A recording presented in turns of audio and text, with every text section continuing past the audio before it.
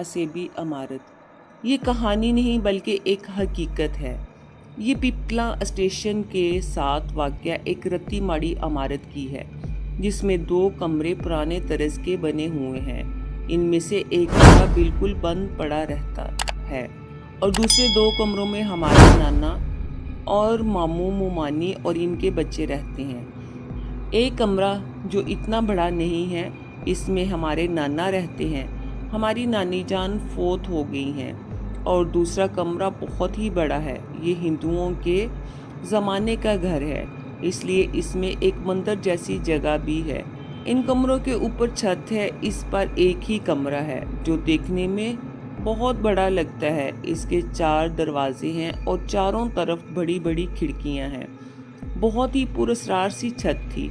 एक दफ़ा हम घर वाले अपने नाना के घर के गर्मियों की छुट्टियां गुजारने के लिए दोपहर के करीबन 1 बजे का वक्त था, जब सब कमरों में सो रहे थे। हम सब कज़न्स बाहर दरख्तों की छांव में बैठे थे। अचानक छत से किसी चीज़ की आवाज़ सुनाई दी, जैसे कोई कांच की चीज़ गिरकर टूटी हो। हमने समझा शायद कमरे में कोई चीज़ गिरी होगी। हम यूं ही बातें कर रहे थे, फिर से वैसी ही आवाज़ हमारे समाज से टकराई तो हमारे मामू के बेटे सुमैर ने कहा, लगता है छत पर कोई है। मेरी छोटी कज़न आयना ने कहा, छत पर जाकर देखते हैं। एहतशाम, अकील, अदनान सब बोले कि वैसे तो छत पर जाने से सख्ती से मना किया हुआ है, आज सब सोए हैं तो जाकर देखते हैं। इतने में मेरी बहन वजीहा नाज भागकर सीढ़ियाँ चढ़ने लगी। हम सब ने इसे रोका मगर वो ना रुकी और छत पर चली गई। हम सब कज़न्स भी इसके पीछे चले गए। हम सब जब वहाँ पहुँचे तो वजीहा आखिरी सीढ़ियों पर खड़ी थी, गुमसुम। वहाँ से छत वाला कमरा तो नहीं बल्कि सेहन पूरा साफ नज़र आ रहा था। हम सब भी वहीं खड़े हो गए। कोई मदम मदम आवाज़ें आ रही थी। हमने देखा कि सेहन में एक बॉल हवा में उछल रही थी, लेकिन नज़र कोई नहीं आ रहा था। जैसे 2 बच्चे बॉल से कंचे खेलते हैं, वैसे ही बॉल एक तरफ से उड़कर दूसरी तरफ जाती, फिर वहाँ से उड़कर इसी तरफ आती। इतने में हमारी छोटी कज़न नमल नाज ने देखा कि हम सब सीढ़ियों पर हैं तो वो भी भागकर आ गई। जैसे ही वो ऊपर आई तो वहीं पर वो चीख पड़ी।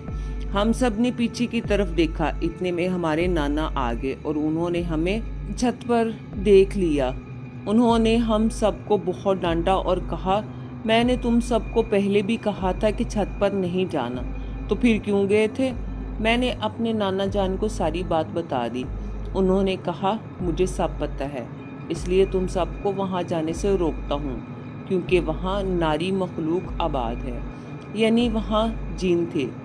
छत पर जिन का नाम सुनकर हम सब डर गए और एक दूसरे से चिमट गए। हमारे नाना जान ने कहा, वो इनके बच्चे खेल रहे हैं, आइंदा इधर मत जाना, और कहा, जाओ सो जाओ। हम सब कमरे में चले गए और इसी तरह दिन गुजर गया और रात होगी। रात को तकरीबन हम सब 11 बजे सोते थे कि अचानक रात के 2 बजे हमें कज़न ने उठाया और कहा, नाना जान छत की तरफ जा रहे हैं। हम सब ने बाकी कज़न्स को उठाया और आहिस्ता आहिस्ता हम भी नाना जान के साथ छत पर इनके पीछे पीछे गए। जब नाना जी छत के कमरे के दरवाजे पर गए तो वो खुद ब खुद खुल गया। हम सब हैरान रह गए और खिड़की से अंदर झांका तो वहाँ पर बहुत ही बच्चों की और बड़ों की बातों की आवाज़ें आ रही थी। कमरे में 4 कोनों में 4 दिए जल रहे थे, मगर नज़र कोई नहीं आया।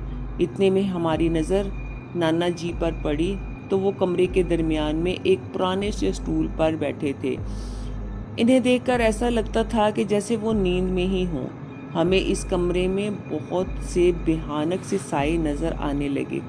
हम सब एक दूसरे का हाथ पकड़कर खड़े देख रहे थे। इतने में साए की जगह बहुत से लोग नज़र आने लगे। उफ़ अल्लाह, इतने भयानक लोग हमने कभी नहीं देखे थे।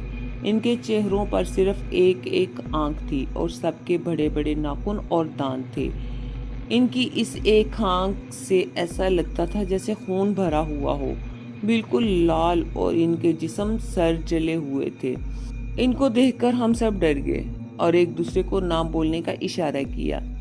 ہمارے نانا جی جیسے بیٹھے تھے ویسے ہی بیٹھے رہے اور کچھ منہ میں پڑ رہے تھے، اور سب ان کے آگے چپ چاپ کھڑے تھے۔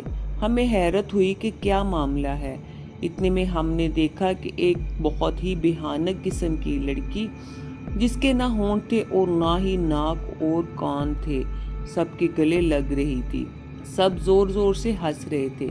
ہمارے نانا جی دروازے کی طرف بڑھے، خود بخود پہلے کی طرح دروازہ جیسے کھلا تھا ویسے ہی بند ہو گیا۔ دروازے کے بند ہوتے ہی وہ چاروں کونوں کے دیے بھی بجھ گئے اور سب طرف اندھیرا ہی اندھیرا چھا گیا۔ ہمارے نانا جی چھت سے اتر کر آئے، ہم بھی ان کے پیچھے اتر آئے۔ جب ہم سب اتر رہے تھے تو میں نے نانا جی کا ہاتھ پکڑ لیا۔ نانا جی یوں چونکے جیسے وہ نیند سے جاگے ہوں۔ ہم نے ان کو کہا کہ آپ چھت پر تھے؟ تو انہوں نے کہا نہیں تو۔ ہم نے کہا ہمیں پتہ ہے، ہم نے آپ کو دیکھا ہے۔ نانا جی کہنے لگے ہاں، وہاں جو جنات کی بستی آباد ہے وہاں پر وہ لوگ مجھے لے کر گئے تھے۔ ہم نے کہا کیوں؟